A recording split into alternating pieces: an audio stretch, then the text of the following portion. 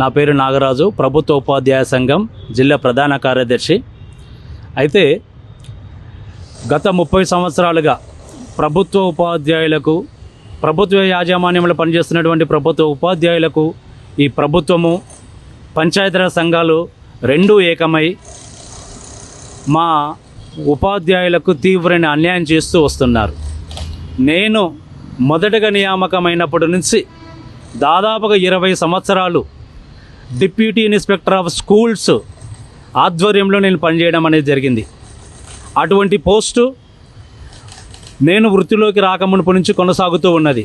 కానీ ప్రస్తుత పరిస్థితుల్లో జిల్లా అధికారులు, రాష్ట్ర అధికారులు మ్యానిపులేట్ చేయబడి తప్పుడు మార్గంలో కొత్త పోస్టులను సృష్టించి ఎలాంటి అధికారం లేనటువంటి వ్యక్తులను తీసుకొచ్చి మా మీద ఆధిపత్యం చెలాయించే ప్రయత్నం చేస్తున్నారు.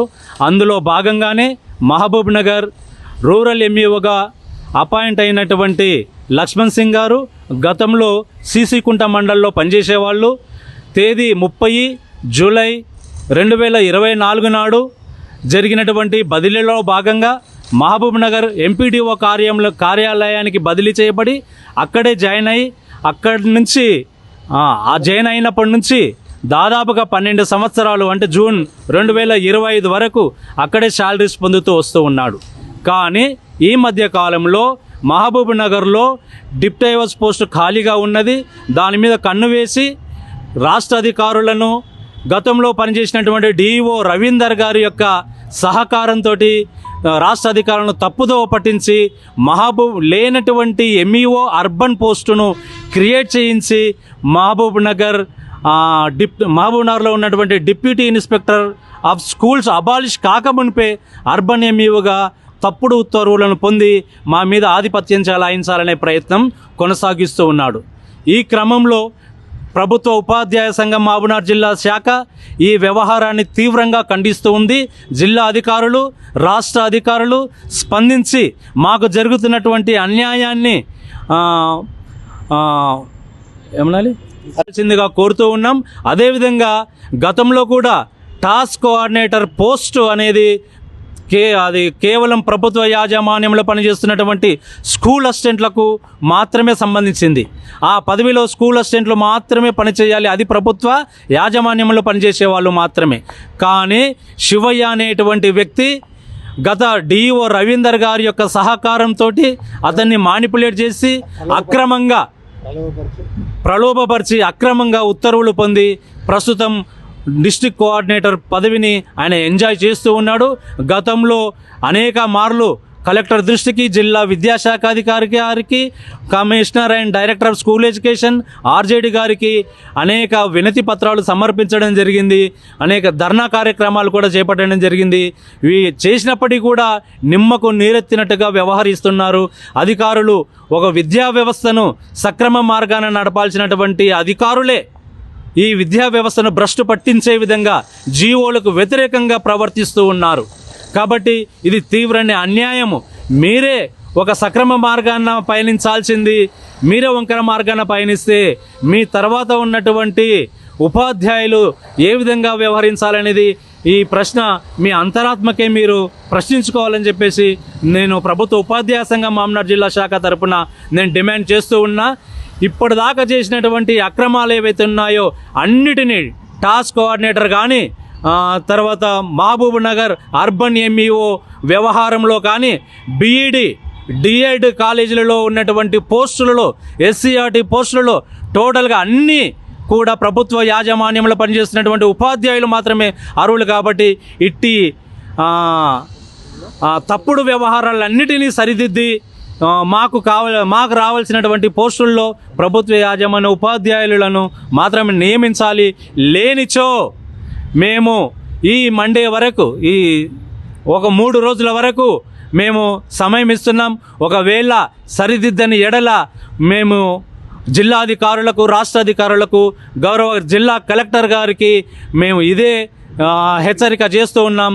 మేము ప్రత్యక్ష కార్యాచరణకు పూనుకుంటాం, దానికి మీరే బాధ్యులు అవుతారు అని చెప్పేసి ప్రభుత్వ ఉపాధ్యాయ సంఘం మహబూబ్నగర్ జిల్లా శాఖ కోరుతుంది. ప్రభుత్వ ఉపాధ్యాయ సంఘం రాష్ట్ర అధ్యక్షుడిని. అయితే మన మహబూబ్నగర్ జిల్లా విద్యాశాఖ లోపల మొత్తం అవినీతి అక్రమాలకు అడ్డగా మారిపోయింది.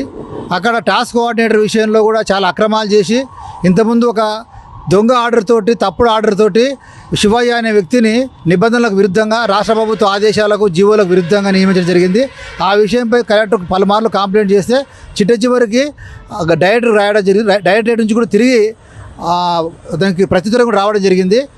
ఆ సందర్భం లోపల వెంటనే ఉన్నటువంటి ప్రస్తుత నిబంధనల ప్రకారంగా ప్రభుత్వ ఉపాధ్యాయుడిని వెంటనే టాస్క్ కోఆర్డినేటర్గా నియమించాలని చెప్పి డిమాండ్ చేస్తున్నాం. అదేవిధంగా మహబూబ్నగర్ రూరల్ ఎంఈఓ ఉన్నటువంటి లక్ష్మణ్ సింగ్ గారు పట్టణ ప్రాంత ఏరియా అయినటువంటి మహబూబ్నగర్ పట్టణాన్ని ఛార్జ్గా తీసుకొని కబ్జా పెట్టుకొని గవర్నమెంట్ ప్రభుత్వం యొక్క నిబంధనలకు డిపార్ట్మెంట్ యొక్క రూల్స్ అండ్ రెగ్యులేషన్స్కు జీవోలకు వ్యతిరేకంగా ఆయన ప్రభుత్వ అంటే అర్బన్ ఏరియా లోపల విధులు కొనసాగిస్తూ అది కొనసాగించడమే కాకుండా ప్రభుత్వంలో పెద్దలను మచ్చిక చేసుకొని వాళ్ళను ప్రభావితం చేసి రాంగ్ ఎక్స్ప్లెనేషన్ అంటే తప్పుడు ఆదేశాలు తీసుకొని వచ్చి ఆ ఆదేశాల ద్వారా మహబూబ్నగర్ ఎంపీడీఓ ఆఫీస్ ఉన్నటువంటి ఎంఈఓ పోస్టును అక్కడి నుంచి బయటికి తీసుకొచ్చి సెల్ఫ్ డ్రాయింగ్ పవర్ కొరకు ప్రయత్నం చేయడం అనేది చాలా దురదృష్టకరము.